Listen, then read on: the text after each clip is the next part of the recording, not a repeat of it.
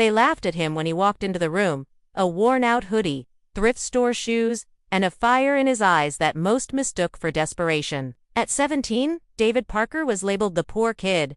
From the trailer park just outside Detroit, he lived with his single mother, who worked 2 jobs as a waitress to keep the lights on and food on the table, while his classmates arrived in BMWs, sipping Starbucks and wearing the latest sneakers. David walked to school every day with torn shoes, duct-taped headphones, and gas station coffee in hand.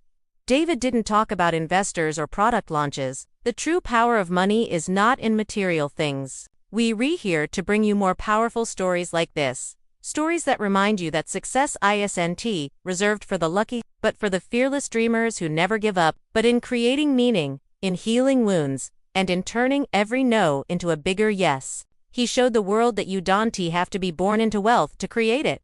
You just need the courage to dream bigger than your circumstances. He paused, smiled, and said, "It was the night I saw my mother fall asleep in her waitress uniform on the kitchen floor. That night, I promised myself I would become someone who could change her world. And I did." That single sentence went viral. Millions connected with the boy who turned pain into purpose. David wasn't just a success story. He was a symbol of what grit, passion, and vision could achieve. He didn't just escape poverty. He redefined it. Where most saw lack, David saw opportunity. But what he carried inside him was far more valuable. Raw hunger, relentless ambition, and a silent promise to himself. "I will never let money humiliate my family again." While others partied on weekends, David devoured books on finance, entrepreneurship, and mindset. From Warren Buffett's investment strategies to Steve Jobs' innovation mindset to Jay-Z's rise from the streets to the boardroom. He absorbed it all. He started a nonprofit that provided financial education to underprivileged high school students, so no kid would feel the shame he once felt when he couldn't afford lunch.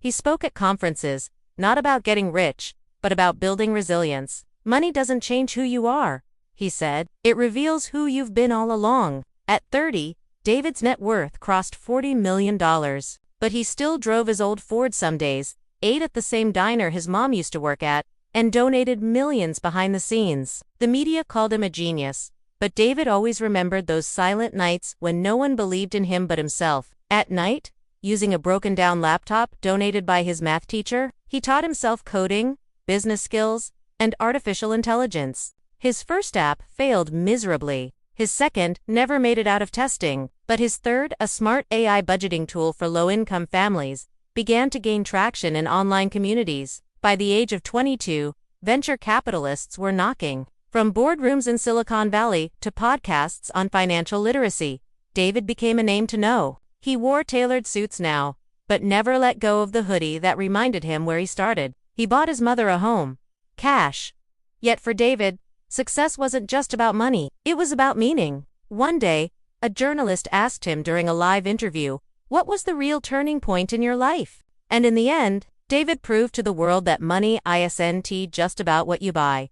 It's about what you build, who you lift, and the legacy you leave behind. So if David's story inspired you, if it made you believe that, no matter where you start, you can still win, then don't forget to like, share, and subscribe to our channel.